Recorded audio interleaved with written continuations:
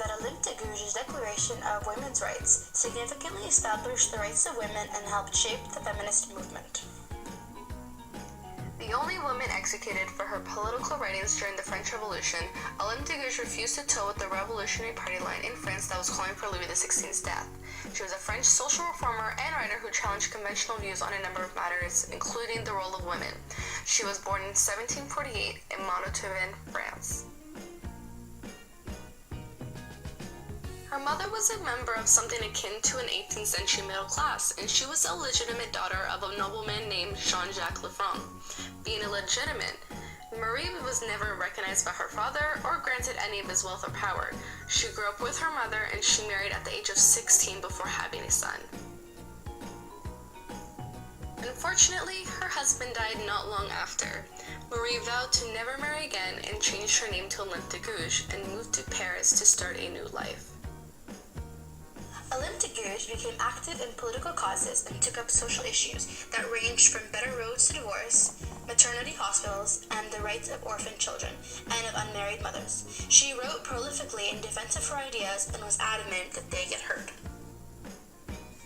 Among her plays was L'Esclavage de Noir, Slavery of Blacks, which expressed her support for the abolishment of slavery. In the preface of this play, Olympe talks about how, as the author of this work, she is willing to be arrested and tried in front of the tribunal. She declares that someone must speak out on behalf of those with no voices.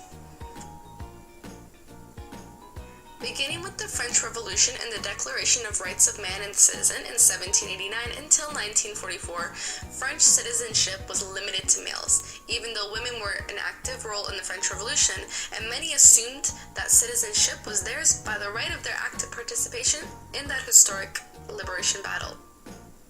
Olympe De Gouges spoke not only for herself, but many women in France when, in 1791, she rewrote the Declaration of the Rights of Man, which then she named the Declaration of the Rights of Women and the Female Citizen.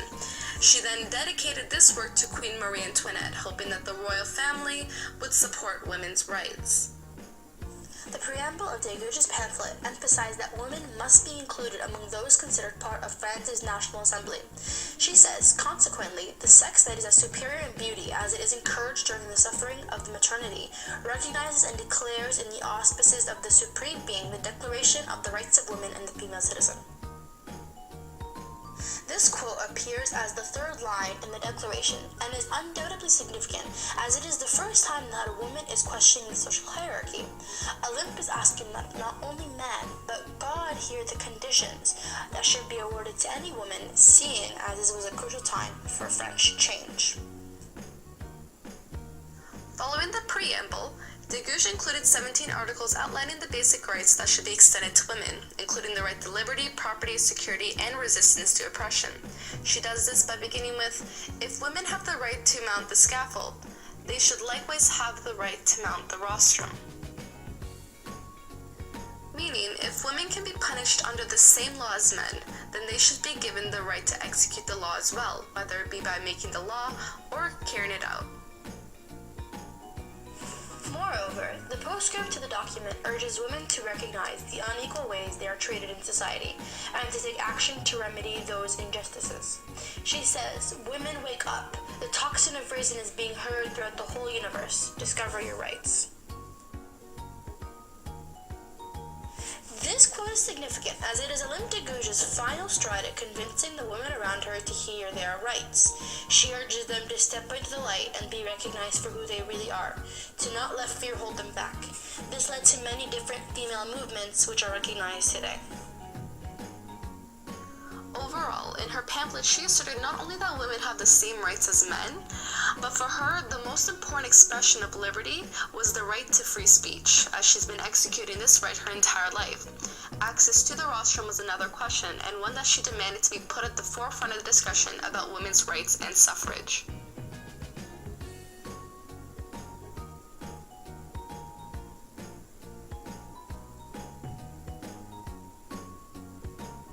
Olympe De Gouges sided with the moderate Girondins against the Montagnards, defended Louis XVI, and called for a plebiscite to allow citizens to choose their own form of government. After the fall of the Girondins in the summer of 1793, she was arrested and subjected to mock trial, and on November 4th, sent to the guillotine. Declaration of Women's Rights, De Gouges was able to bring into light all the ideas that were considered taboo at the time. She helped to spread the idea of unity as something we cannot live without. Furthermore, she moved the discussion of slavery from an abstract, distant one to center stage, and specifically highlighted the moral irrelevance of color. De Gouges also helped to formulate and to popularize the notion that the word man, when used generically, may be problematic, as it establishes separation between men and women and gives the males a larger sense of power. Gouges' resistance to the gender social norms and her insistence on the revolutionary nature of the application of women's rights makes her an important historical figure. If not herself a philosopher, she had the stamina and the intellect to shape ideas that have been and continue to be philosophically relevant and valuable. Yes, Olympe De Gouges truly established the rights of women and shaped the feminist movement, and for that, we thank her. For without her, where would women be today? Although she did not live to see the outcome of her acts, they will live on with every woman around the world.